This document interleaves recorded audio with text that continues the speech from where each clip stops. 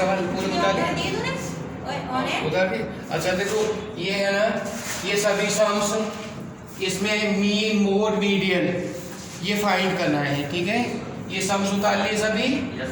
अब देखो ये मैं पहले बता रहा हूँ, ट्रांसलेशन है मनुष्य को ईश्वर की ओर से समय रूपी शक्ति प्रदान की गई है। अब ये वाला ट्रांसलेशन हमें पार्ट में तोड़ना है। फर्स्ट है कि ट्रांसलेशन, अगर हमें ट्रांसलेशन नहीं आता तो हम इंग्लिश में कुछ नहीं कर पाएंगे। अरे डायरेक्ट इनडायरेक्ट 2 नंबर की आती है, एक्टिव पैसिव 1 नंबर की आती है, उससे क्या हो जाएगा। मेन है तुम्हें ट्रांसलेशन आए, तुम आंसर बना सकते हो, बड़े से बड़े आंसर लिख सकते हो। स्टोरी 10 नंबर की लिखने के लिए आती है, तो जब ट्रांसलेशन नहीं आएंगे हम स्टोरी भी नहीं बना पाएंगे। तो ये ट्रांसलेशन सभी को आना चाहिए। तो इसको पार्ट में तोड़ लेते हैं। मनुष्य को प्रदान की गई है, मेन प्रदान की गई है, प्रेजेंट परफेक्ट है, प्रेजेंट परफेक्ट है ना, प्रदान की गई है। टेंस को पहचाना है, man has empowered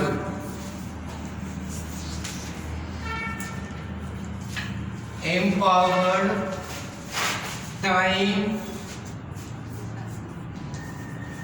bye God. Passive की तरह से है ना, मैन हैज एम्पावर्ड, मनुष्य को शक्ति प्रदान की गई है। Empowered time, empowered time by God.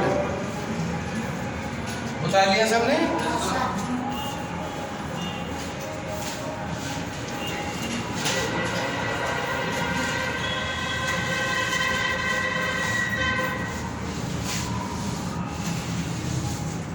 Electric flux, तो इलेक्ट्रिक फ्लक्स अगर हमने देखा कि पॉजिटिव चार्ज यहाँ पर रखा है, चार्ज हमने बहुत बार बोला है, डेफिनेशन मैंने बहुत बार लिखवाई है, ये चार्ज है और ये पॉजिटिव चार्ज है,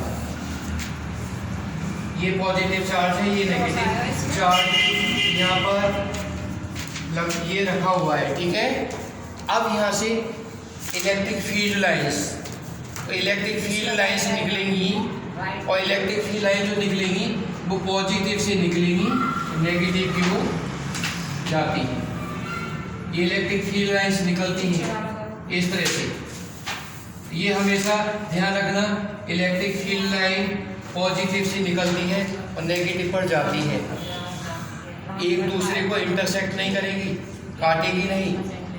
और इनके बीच में अगर हमने यहाँ पर कोई सरफेस रख दी, ये सरफेस रखा है, कोई भी सरफेस है, तो इसमें होकर के जितनी फील्ड लाइन जा रही है उसको बोलते हैं इलेक्ट्रिक फ्लक्स।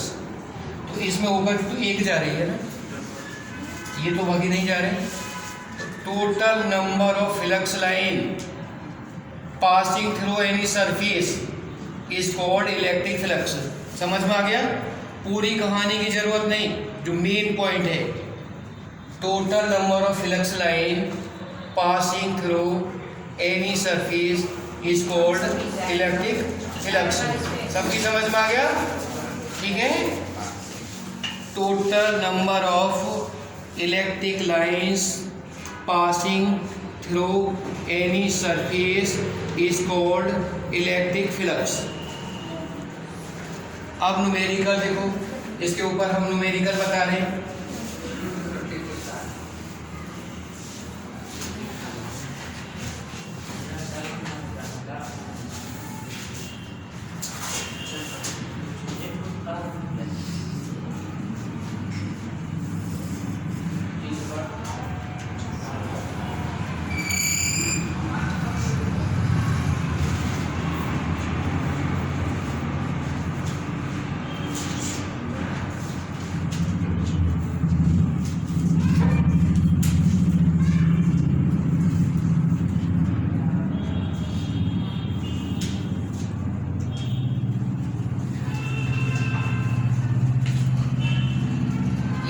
इलेक्ट्रिक फील्ड है और इलेक्ट्रिक फील्ड इंटेंसिटी है 2 × 10⁻⁹ 10 पावर का मतलब होता है कि इस पर 9 जीरो हैं, इतनी जो है इसकी इलेक्ट्रिक फील्ड इंटेंसिटी है। और यहाँ पर एक तेल की बूंद है, ऑयल ड्रॉप, ऑयल मीन्स तेल, और इसमें 100 इलेक्ट्रॉन है, 100 इलेक्ट्रॉन इसके अंदर है। तो बताओ कि इसका मास कितना होगा, कितना इसका मास है, वजन कितना है, हमें निकालना है। इस बूंद का वजन क्या है, ठीक है। अब हमने देखा कि इलेक्ट्रॉन जो होता है, इलेक्ट्रॉन पे कौन सा चार्ज होता है, नेगेटिव होता है पॉजिटिव होता है? इलेक्ट्रॉन पे नेगेटिव चार्ज होता है। और इलेक्ट्रॉन पे कितना चार्ज होता है, याद कर लो। देखो ये बहुत इंपॉर्टेंट चीज़ है। यस, इलेक्ट्रॉन के ऊपर चार्ज होता है 1.6 मल्टीप्लाई 10⁻⁻90, और चार्ज की यूनिट कूलम होती है, चार्ज की यूनिट कूलम होती है।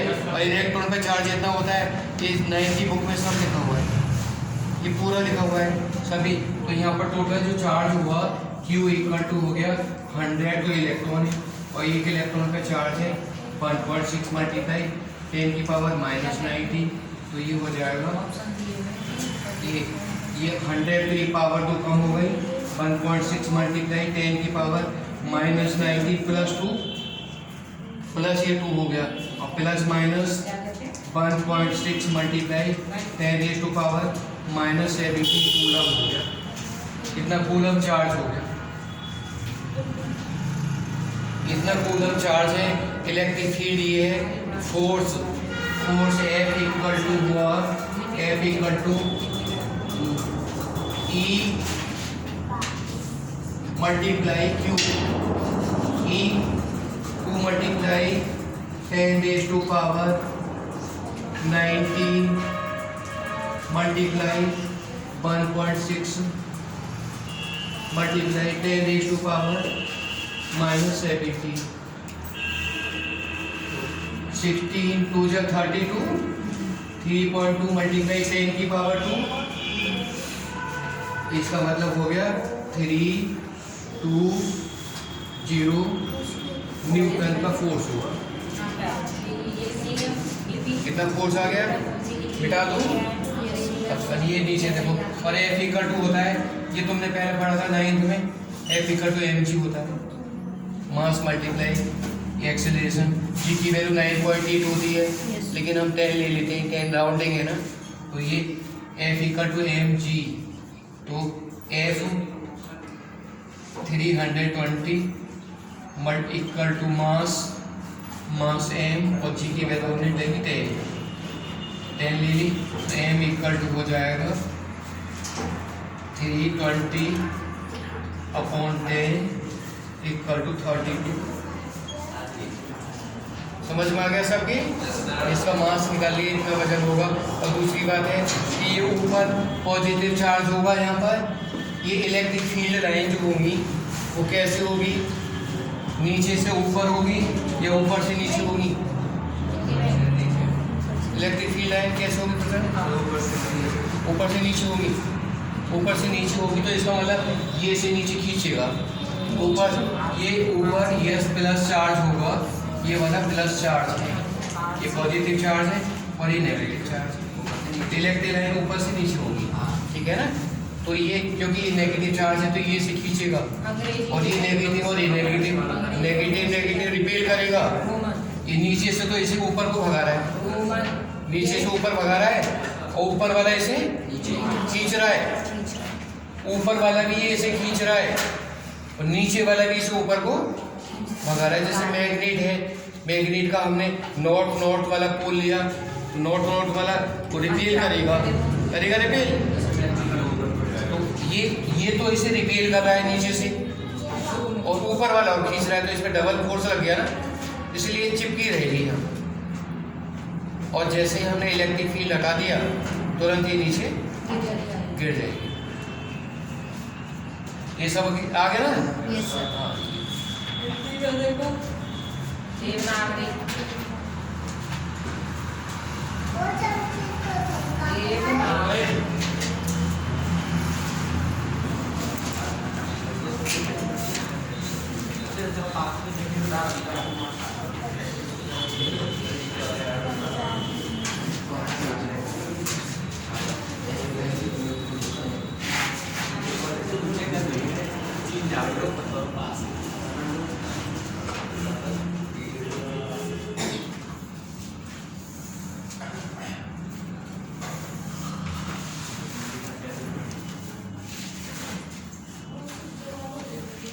किसमें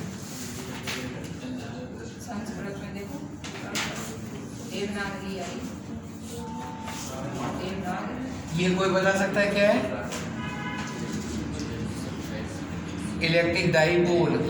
ये इलेक्ट्रिक डाइपोल है। Electric dipole.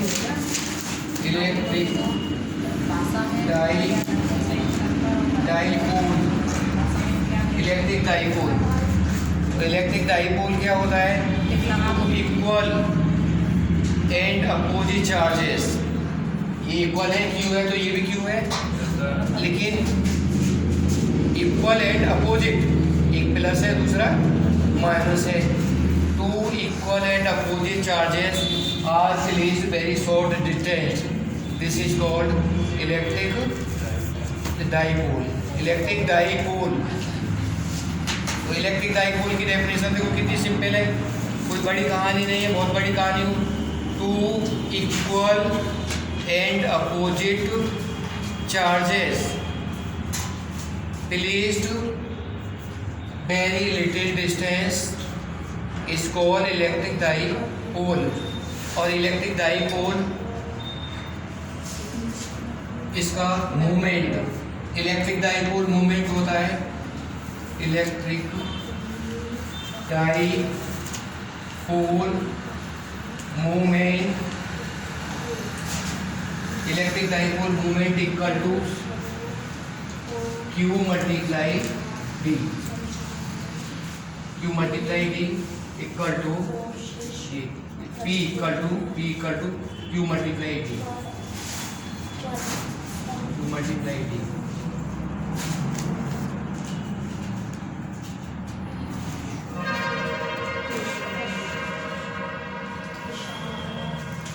इक्वल टू ये फॉर्मूला हो गया इलेक्ट्रिक डाइपोल मोमेंट। उसमें से इंटर की एनसीईआरटी चल रही है।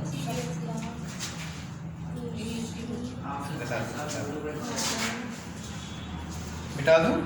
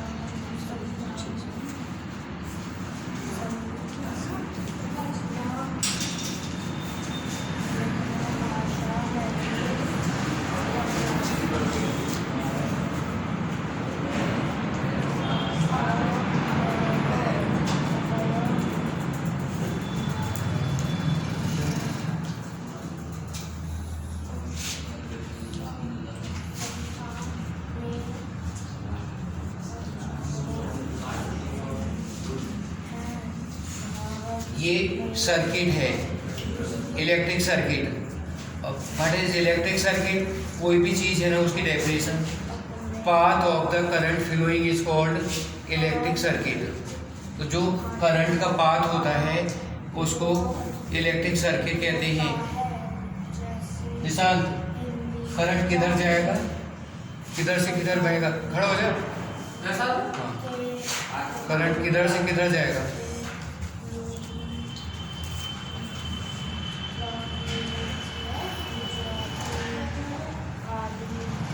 कोई बता सकता है?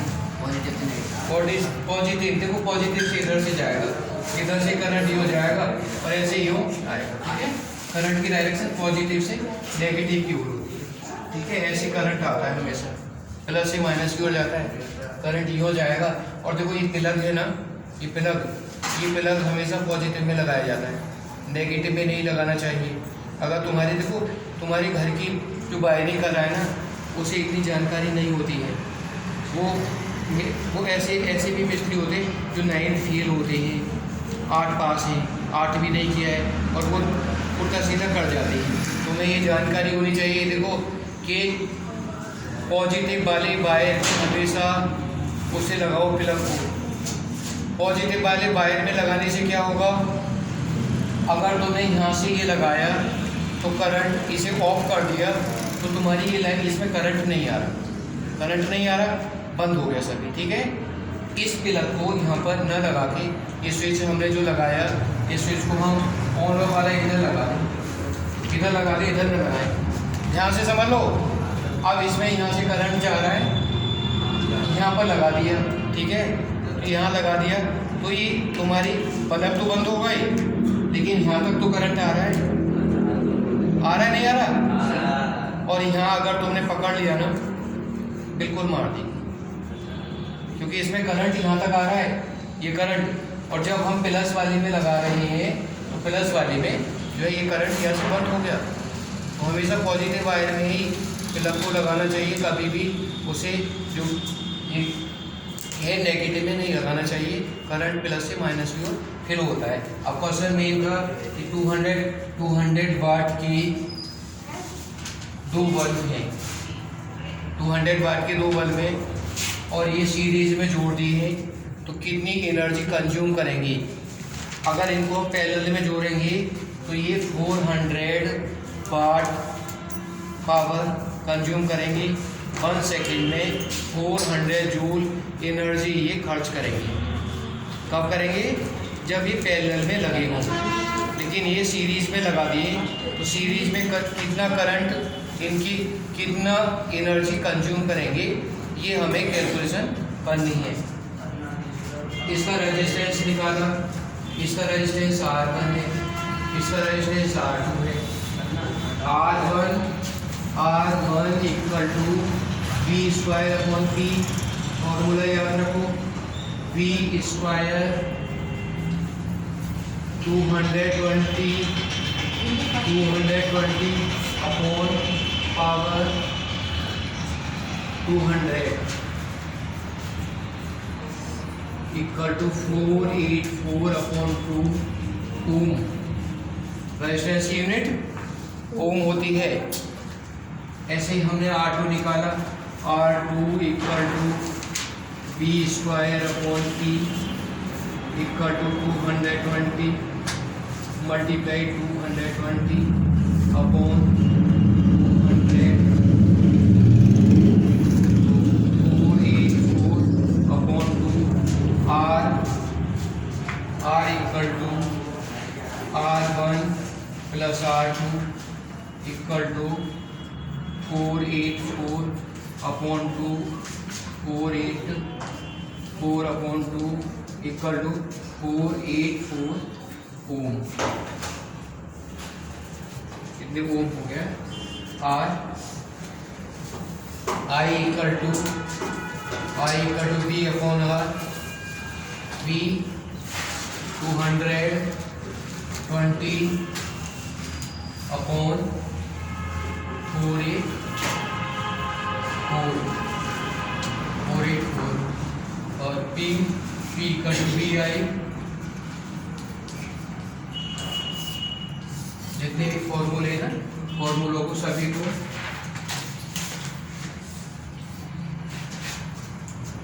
V है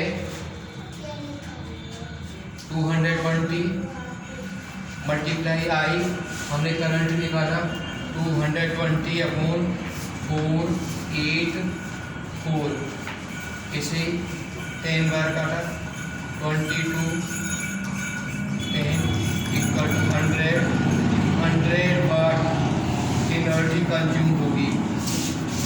100 वाट तो कितना, जब पहले तो 400 कर रही थी, अब 100 ही रह गई, बहुत कम हो गई। सीरीज में एनर्जी बहुत कम कंज्यूम होती है, पैरेलल में ज़्यादा होती है।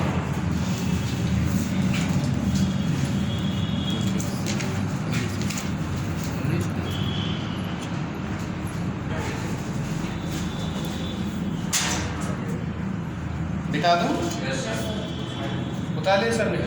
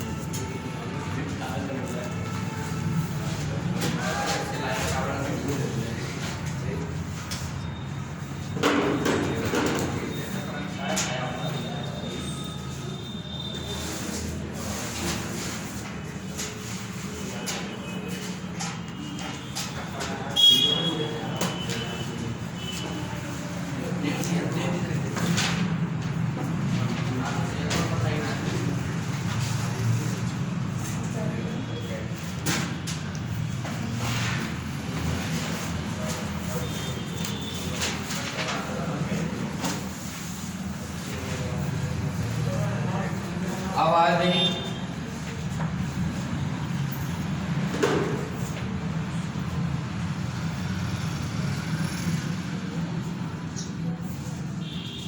Two by three multiply 10⁵ coulomb, 5 coulomb का चार्ज ये रखा हुआ है, और 1/3 मल्टीप्लाई 10⁵ कूलम का चार्ज ये रखा हुआ है। दोनों पॉजिटिव चार्ज हैं, ठीक है। देखो ध्यान से समझो, इनके ऊपर चार्ज था और इसी तरह की एक बॉडी हमने ली और इस बॉडी को यहाँ पर, इस पर कोई चार्ज नहीं था, इस बॉडी के ऊपर कोई चार्ज नहीं था, तो ये हमने यहाँ पर इसे टच करा दिया।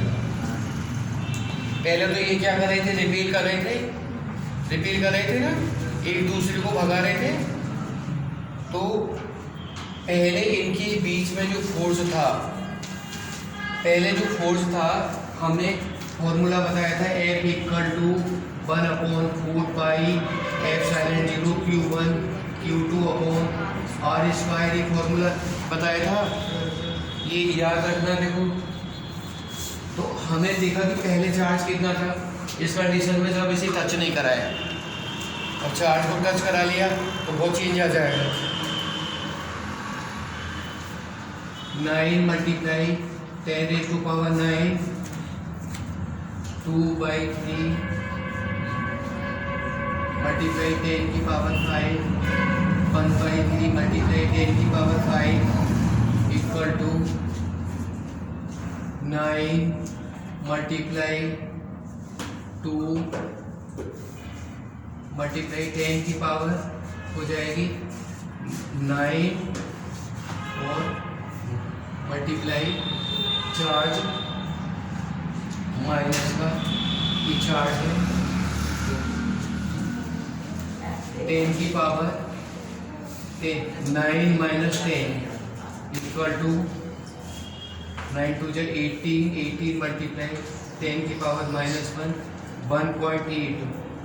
1.8 न्यूटन का चार्ज होगा।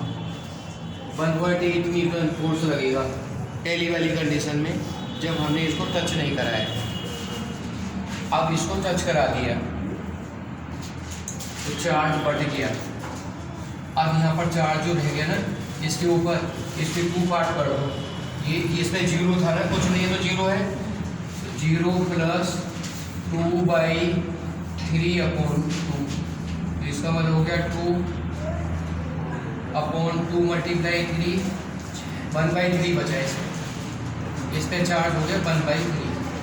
यहाँ पर इस कंडीशन में 1/3 मल्टीप्लाई 10⁻⁻5 कूलम चार्ज रह गया। अब इसको यहाँ पर ले गए तो यहाँ पर 1/3 और plus 1/3/2 2/3 2/3/2 equal to 1/3 coulomb charge. यहाँ पर भी 1/3 कूलम चार्ज ही रहेगा, ठीक है। तो ये दोनों पर ये चार्ज बदल गया। अब फोर्स इस चीज ये वाला जो था इसको हमने यहाँ से हटा के फिर यहाँ पर लगा दिया और लगाने के बाद में फिर इसको हटा लिया। रामा देख ध्यान से समझ लीजिए, ये चार्ज को पहले हमने यहाँ लगाया, ये चार्ज कम हो गया, इस बॉडी पे चार्ज आ गया, और जब इसको हमने वहाँ पर टच किया तो ये चार्ज दोनों के ऐड होके अपॉन 2 हो जाता है। ये 0 था प्लस ये दोनों को ऐड किया अपॉन 2 कर दिया तो हाफ हो गया, आधा चार्ज इस पे बचा। फिर इस पे जो चार्ज था वो वहाँ पर टच कर दिया, तो उसकी दोनों के ऐड करके और 2 का डिवाइड कर देंगे, वहाँ चार्ज आ जाएगा। तो ये चार्ज आ गया, चार्ज की यूनिट कूलम, पॉजिटिव चार्ज है, रिपेल होगा, रिपेल होगा अट्रैक्शन, अट्रैक्शन होगा, रिपेल होगा, दूर भागेंगे। अब कितना फोर्स से रिपेल होगा,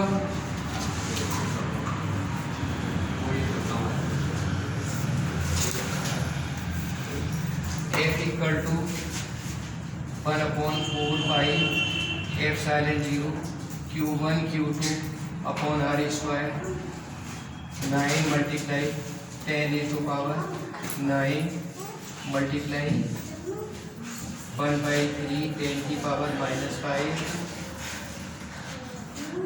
1/3 10⁻⁻5 अपॉन 1 का स्क्वायर करेंगे बन यार 3 से 9 कट गया 10⁻⁻1 इक्वल टू 0.1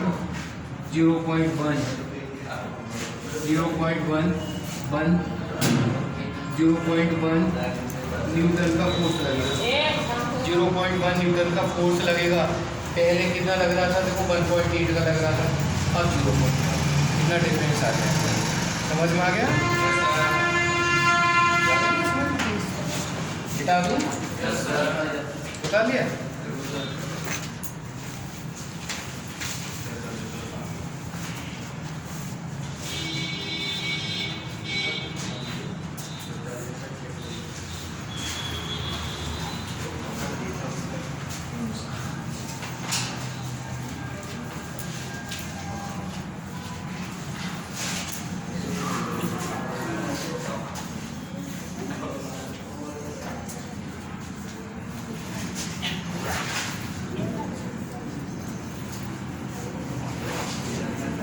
कितना हो गया,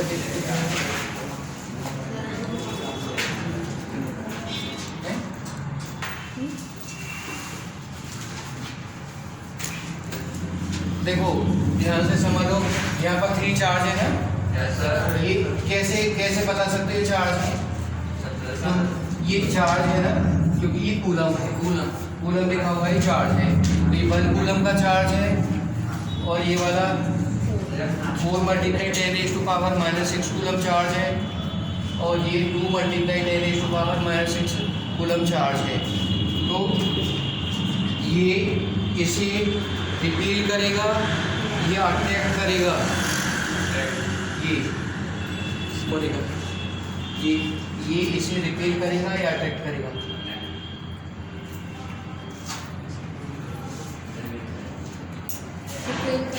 हाँ, ये रिपील करेगा, बिल्कुल सही। और ये से भी क्या करेगा? से ये भी रिपील करेगा, ये भी रिपील करेगा, ठीक है।